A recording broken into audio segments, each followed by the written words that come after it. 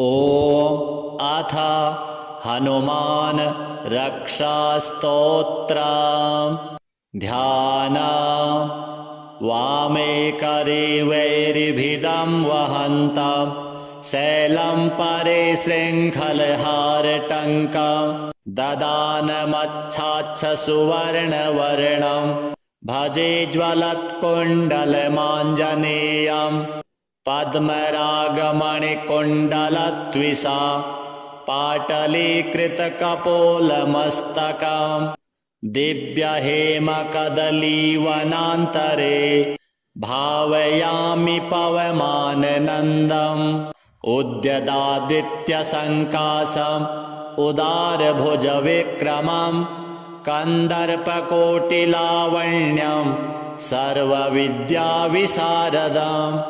श्रीरामहृदयानन्दं भक्तकल्पमहीरुहम् अभयं वरदं दोर्भ्यां कलये मारुतात्मजं वामहस्ते महाकृच्छत् अशास्यकरमर्दनम् उद्यद्वीक्षणकोदण्डं हनुमन्तं विचिन्तयेत् स्फटिकाभं स्वर्णकान्तिं द्विभुजं चकृताञ्जलिं कुण्डलद्वयसंशोभिमुखाम्भोजं हरिं भजे। श्रीहनुमतार्पणमस्तु। वामे करे वैरिभिदं वहन्तं शैलं परे शृङ्खलहारटङ्कं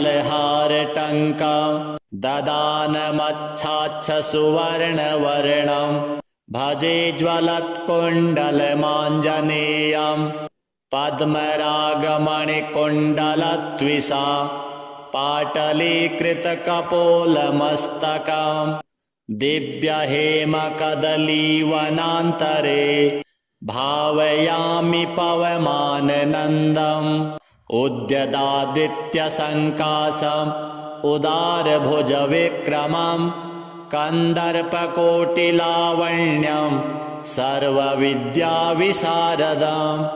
श्रीरामहृदयानन्दं भक्तकल्पमहीरुहम् अभयं वरदं दोर्भ्यां कलये मारुतात्मजं वामहस्ते महाकृच्छत् अशास्यकरमर्दनम् उद्यद्वीक्षणकोदण्डं हनुमन्तं विचिन्तयेत् स्फटिकाभं स्वर्णकान्तिं द्विभुजं चकृताञ्जलिं कुण्डलद्वयसंशोभिमुखाम्भोजं हरिं भजे।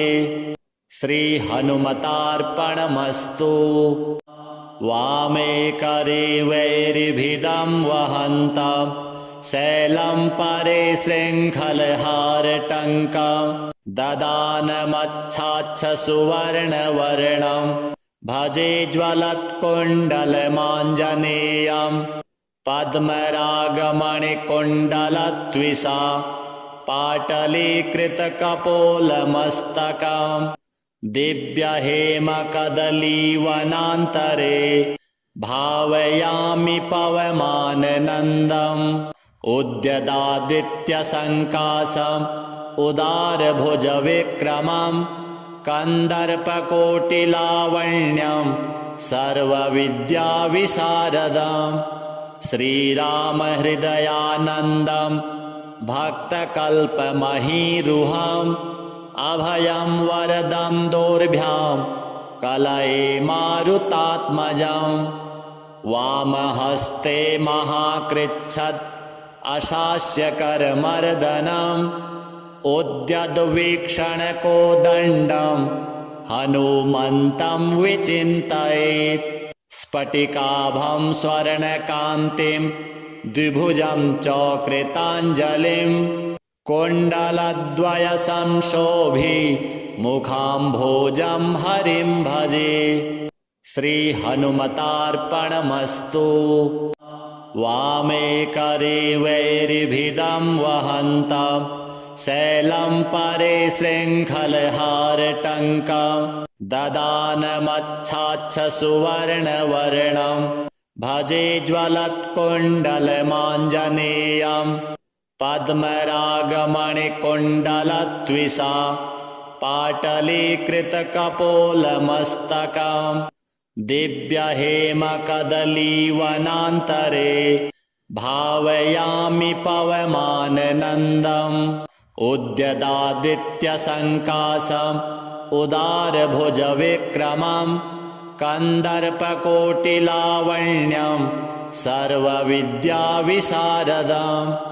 श्रीरामहृदयानन्दं भक्तकल्पमहीरुहम् अभयं वरदं दोर्भ्यां कलये मारुतात्मजं वामहस्ते महाकृच्छत् अशास्यकरमर्दनम् उद्यद्वीक्षणकोदण्डं हनुमन्तं विचिन्तयेत् स्फटिकाभं स्वर्णकान्तिं द्विभुजं चकृताञ्जलिं कुण्डलद्वयसंशोभिमुखाम्भोजं हरिं भजे। श्रीहनुमतार्पणमस्तु।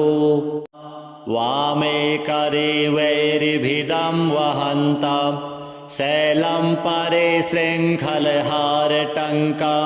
ददानमच्छाच्छ सुवर्णवर्णं भजे ज्वलत्कुण्डलमाञ्जनेयं पद्मरागमणिकुण्डलत्विषा पाटलीकृतकपोलमस्तकं दिव्यहेमकदलीवनान्तरे भावयामि पवमाननन्दम् उद्यदादित्यसङ्काशम् उदारभुजविक्रमं कन्दर्पकोटिलावण्यं सर्वविद्याविशारदं श्रीरामहृदयानन्दं भक्तकल्पमहीरुहम् अभयं वरदं दोर्भ्यां कलये मारुतात्मजं वामहस्ते महाकृच्छत् अशास्यकरमर्दनम् उद्यद्वीक्षणकोदण्डं हनुमन्तं विचिन्तयेत् स्फटिकाभं स्वर्णकान्तिं द्विभुजं चकृताञ्जलिं कुण्डलद्वयसंशोभिमुखाम्भोजं हरिं भजे। श्रीहनुमतार्पणमस्तु। वामे करे वैरिभिदं वहन्तं शैलं परे शृङ्खलहारटङ्कं ददानमच्छाच्छ सुवर्णवर्णं भजे ज्वलत्कुण्डलमाञ्जनेयं पद्मरागमणिकुण्डलत्विषा पाटलीकृतकपोलमस्तकं दिव्यहेमकदलीवनान्तरे भावयामि पवमाननन्दम् उद्यदादित्यसङ्काशम् उदारभुजविक्रमं कन्दर्पकोटिलावण्यं सर्वविद्याविशारदं श्रीरामहृदयानन्दं भक्तकल्पमहीरुहम् अभयं वरदं दोर्भ्यां कलये मारुतात्मजं वामहस्ते महाकृच्छत् अशास्यकरमर्दनम् उद्यद्वीक्षणकोदण्डं हनुमन्तं विचिन्तयेत् स्फटिकाभं स्वर्णकान्तिं द्विभुजं चकृताञ्जलिं कुण्डलद्वयसंशोभिमुखाम्भोजं हरिं भजे। श्रीहनुमतार्पणमस्तु। वामे करे वैरिभिदं वहन्तं शैलं परे शृङ्खलहारटङ्कं ददानमच्छाच्छ सुवर्णवर्णं भजे ज्वलत्कुण्डलमाञ्जनेयं पद्मरागमणिकुण्डलत्विषा पाटलीकृतकपोलमस्तकं दिव्यहेमकदलीवनान्तरे भावयामि पवमाननन्दम् उद्यदादित्यसङ्कासम् उदारभुजविक्रमं कन्दर्पकोटिलावण्यं सर्वविद्याविशारदं श्रीरामहृदयानन्दं भक्तकल्पमहीरुहम् अभयं वरदं दोर्भ्यां कलये मारुतात्मजं वामहस्ते महाकृच्छ्र अशास्यकरमर्दनम् उद्यद्वीक्षणकोदण्डं हनुमन्तं विचिन्तयेत् स्फटिकाभं स्वर्णकान्तिं द्विभुजं च कृताञ्जलिं कुण्डलद्वयसंशोभि मुखाम्भोजं हरिं भजे। श्रीहनुमतार्पणमस्तु। वामे करे वैरिभिदं वहन्तं शैलं परे शृङ्खलहारटङ्कं ददानमच्छाच्छसुवर्णवर्णं भजे ज्वलत्कुण्डलमाञ्जनेयं पद्मरागमणिकुण्डलत्विषा पाटलीकृतकपोलमस्तकं दिव्यहेमकदलीवनान्तरे भावयामि पवमाननन्दम् उद्यदादित्यसङ्कासम् उदारभुजविक्रमं कन्दर्पकोटिलावण्यं सर्वविद्याविशारदं श्रीरामहृदयानन्दं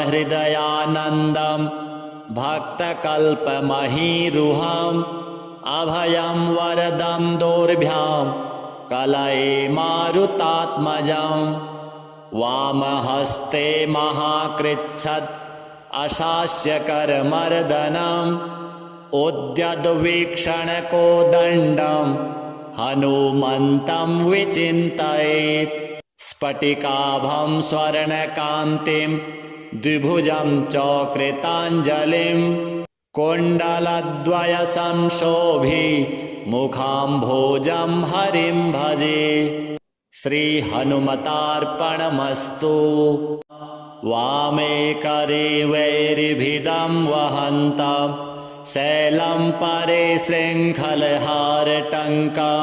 ददानमच्छाच्छसुवर्णवर्णं भजे ज्वलत्कुण्डलमाञ्जनेयं पद्मरागमणिकुण्डलत्विषा पाटलीकृतकपोलमस्तकं दिव्यहेमकदलीवनान्तरे भावयामि पवमाननन्दम् उद्यदादित्यसङ्कासम् उदारभुजविक्रमं कन्दर्पकोटिलावण्यं सर्वविद्याविशारदं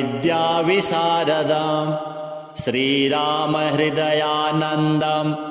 भक्तकल्पमहीरुहम् अभयं वरदं दोर्भ्यां कलये मारुतात्मजं वामहस्ते महाकृच्छ्र अशास्यकरमर्दनम् उद्यद्वीक्षणकोदण्डं हनुमन्तं विचिन्तयेत् स्फटिकाभं स्वर्णकान्तिं द्विभुजं च कृताञ्जलिं कुण्डलद्वयसंशोभि मुखाम्भोजं हरिं भजे।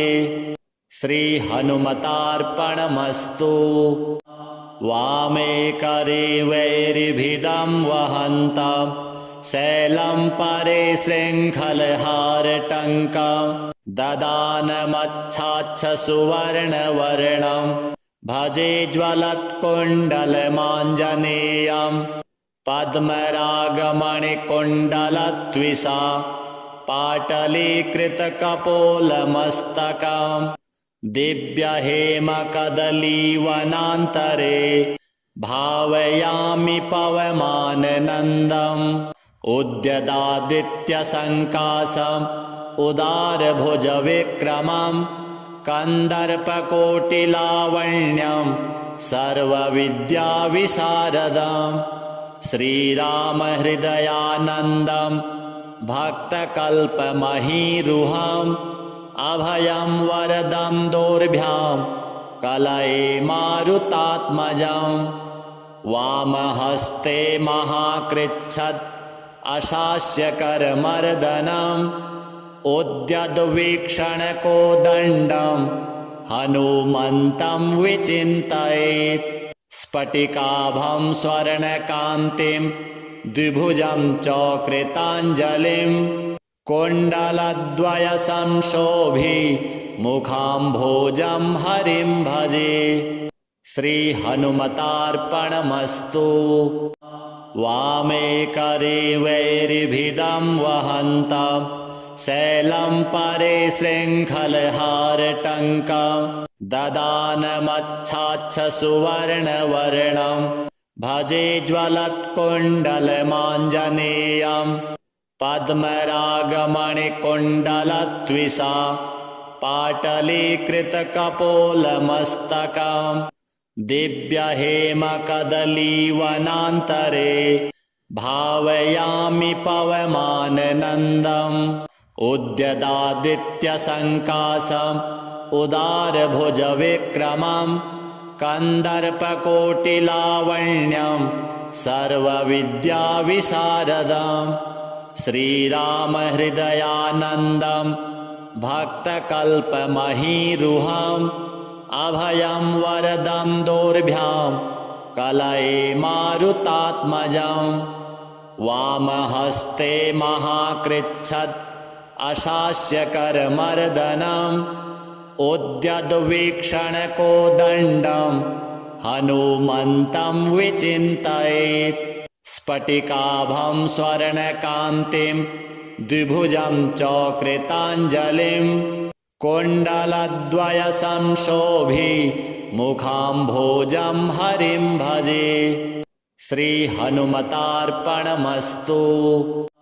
वामे करे वैरिभिदं वहन्तं शैलं परे शृङ्खलहारटङ्कं ददानमच्छाच्छ सुवर्णवर्णं भजे ज्वलत्कुण्डलमाञ्जनेयं पद्मरागमणिकुण्डलत्विषा पाटलीकृतकपोलमस्तकं दिव्यहेमकदलीवनान्तरे भावयामि पवमाननन्दम् उद्यदादित्यसङ्काशम् उदारभुजविक्रमं कन्दर्पकोटिलावण्यं सर्वविद्याविशारदं श्रीरामहृदयानन्दं भक्तकल्पमहीरुहम् अभयं वरदं दोर्भ्यां कलये मारुतात्मजं वामहस्ते महाकृच्छत् अशास्यकरमर्दनम् उद्यद्वीक्षणकोदण्डं हनुमन्तं विचिन्तयेत् स्फटिकाभं स्वर्णकान्तिं द्विभुजं च कृताञ्जलिं कुण्डलद्वयसंशोभि मुखाम्भोजं हरिं भजे श्रीहनुमतार्पणमस्तु। वामे करे वैरिभिदं वहन्तं शैलं परे शृङ्खलहारटङ्कं ददानमच्छाच्छ सुवर्णवर्णं भजे ज्वलत्कुण्डलमाञ्जनेयं पद्मरागमणिकुण्डलत्विषा पाटलीकृतकपोलमस्तकं दिव्यहेमकदलीवनान्तरे भावयामि पवमाननन्दम् उद्यदादित्यसङ्काशम् उदारभुजविक्रमं कन्दर्पकोटिलावण्यं सर्वविद्याविशारदं श्रीरामहृदयानन्दं भक्तकल्पमहीरुहम् अभयं वरदं दोर्भ्यां कलये मारुतात्मजं वामहस्ते महाकृच्छत् अशास्यकरमर्दनम् उद्यद्वीक्षणकोदण्डं हनुमन्तं विचिन्तयेत् स्फटिकाभं स्वर्णकान्तिं द्विभुजं च कृताञ्जलिं कुण्डलद्वयसंशोभि मुखाम्भोजं हरिं भजे। श्रीहनुमतार्पणमस्तु। वामे करे वैरिभिदं वहन्तं शैलं परे शृङ्खलहारटङ्कं ददानमच्छाच्छसुवर्णवर्णं भजे ज्वलत्कुण्डलमाञ्जनेयं पद्मरागमणिकुण्डलद्विषा पाटलीकृतकपोलमस्तकं दिव्यहेमकदलीवनान्तरे भावयामि पवमाननन्दम् उद्यदादित्यसङ्काशम् उदारभुजविक्रमं कन्दर्पकोटिलावण्यं सर्वविद्याविशारदं श्रीरामहृदयानन्दं भक्तकल्पमहीरुहम् अभयं वरदं दोर्भ्यां कलये मारुतात्मजं वामहस्ते महाकृच्छत् अशास्यकरमर्दनम् उद्यद्वीक्षणकोदण्डं हनुमन्तं विचिन्तयेत् स्फटिकाभं स्वर्णकान्तिं द्विभुजं च कृताञ्जलिं कुण्डलद्वयसंशोभि मुखाम्भोजं हरिं भजे। श्रीहनुमतार्पणमस्तु। वामे करे वैरिभिदं वहन्तं शैलं परे शृङ्खलहारटङ्कं ददानमच्छाच्छसुवर्णवर्णं भजे ज्वलत्कुण्डलमाञ्जनेयं पद्मरागमणिकुण्डलद्विषा पाटलीकृतकपोलमस्तकं दिव्यहेमकदलीवनान्तरे भावयामि पवमाननन्दम् उद्यदादित्यसङ्काशम् उदारभुजविक्रमं कन्दर्पकोटिलावण्यं सर्वविद्याविशारदं श्रीरामहृदयानन्दं भक्तकल्पमहीरुहम् अभयं वरदं दोर्भ्यां कलये मारुतात्मजं वामहस्ते महाकृच्छत् अशास्यकरमर्दनम् उद्यद्वीक्षणकोदण्डं हनुमन्तं विचिन्तयेत् स्फटिकाभं स्वर्णकान्तिं द्विभुजं च कृताञ्जलिं कुण्डलद्वयसंशोभि मुखाम्भोजं हरिं भजे। श्रीहनुमतार्पणमस्तु। वामे करे वैरिभिदं वहन्तं शैलं परे शृङ्खलहारटङ्कं ददानमच्छाच्छसुवर्णवर्णं भजे ज्वलत्कुण्डलमाञ्जनेयं पद्मरागमणिकुण्डलद्विषा पाटलीकृतकपोलमस्तकं दिव्यहेमकदलीवनान्तरे भावयामि पवमाननन्दम् उद्यदादित्यसङ्काशम् उदारभुजविक्रमं कन्दर्पकोटिलावण्यं सर्वविद्याविशारदं श्रीरामहृदयानन्दं भक्तकल्पमहीरुहम् अभयं वरदं दोर्भ्यां कलये मारुतात्मजं वामहस्ते महाकृच्छत् अशास्यकरमर्दनम् उद्यद्वीक्षणकोदण्डं हनुमन्तं विचिन्तयेत् स्फटिकाभं स्वर्णकान्तिं द्विभुजं च कृताञ्जलिं कुण्डलद्वयसंशोभि मुखाम्भोजं हरिं भजे। श्रीहनुमतार्पणमस्तु। वामे करे वैरिभिदं वहन्तं शैलं परे शृङ्खलहारटङ्कं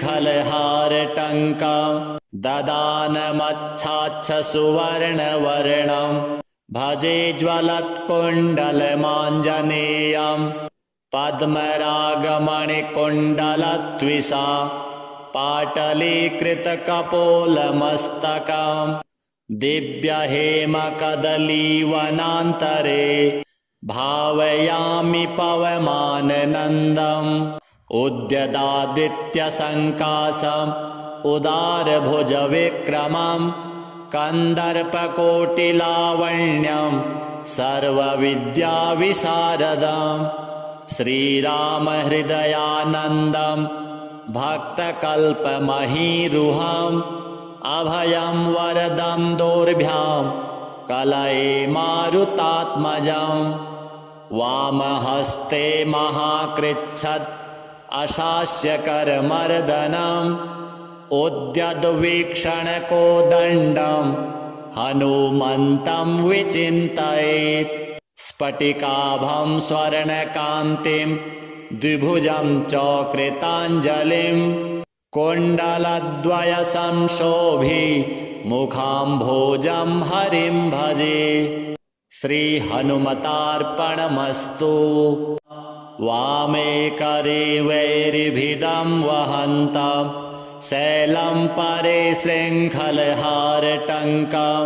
ददानमच्छाच्छ सुवर्णवर्णं भजे ज्वलत्कुण्डलमाञ्जनेयं पद्मरागमणिकुण्डलत्विषा पाटलीकृतकपोलमस्तकं दिव्यहेमकदलीवनान्तरे भावयामि पवमाननन्दम् उद्यदादित्यसङ्काशम् उदारभुजविक्रमं कन्दर्पकोटिलावण्यं सर्वविद्याविशारदं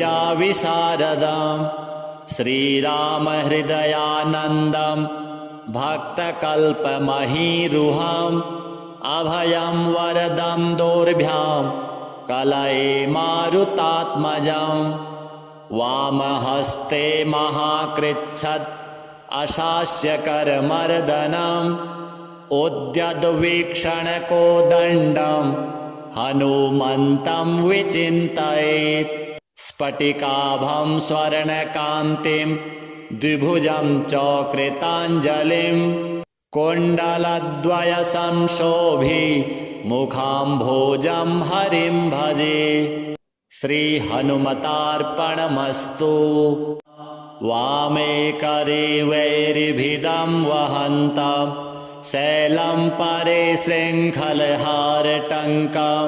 ददानमच्छाच्छ सुवर्णवर्णं भजे ज्वलत्कुण्डलमाञ्जनेयं पद्मरागमणिकुण्डलत्विषा पाटलीकृतकपोलमस्तकं दिव्यहेमकदलीवनान्तरे भावयामि पवमाननन्दम् उद्यदादित्यसङ्काशम् उदारभुजविक्रमं कन्दर्पकोटिलावण्यं सर्वविद्याविशारदं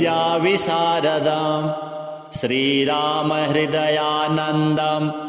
भक्तकल्पमहीरुहम् अभयं वरदं दोर्भ्यां कलये मारुतात्मजं वामहस्ते महाकृच्छत् अशास्यकरमर्दनम् उद्यद्वीक्षणकोदण्डं हनुमन्तं विचिन्तयेत् स्फटिकाभं स्वर्णकान्तिं द्विभुजं च कृताञ्जलिं कुण्डलद्वयसंशोभिमुखाम्भोजं हरिं भजे।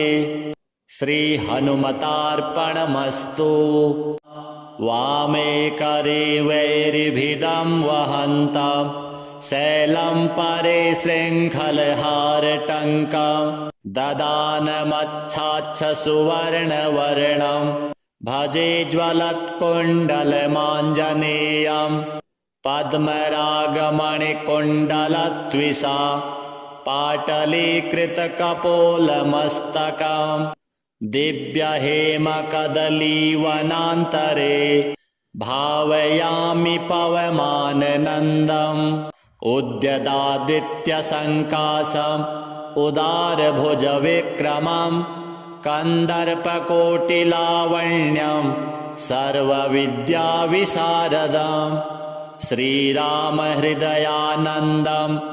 भक्तकल्पमहीरुहम् अभयं वरदं दोर्भ्यां कलये मारुतात्मजम् वामहस्ते महाकृच्छत् अशास्यकरमर्दनम् उद्यद्वीक्षणकोदण्डं हनुमन्तं विचिन्तयेत् स्फटिकाभं स्वर्णकान्तिं द्विभुजं च कृताञ्जलिं कुण्डलद्वयसंशोभि मुखाम्भोजं हरिं भजे।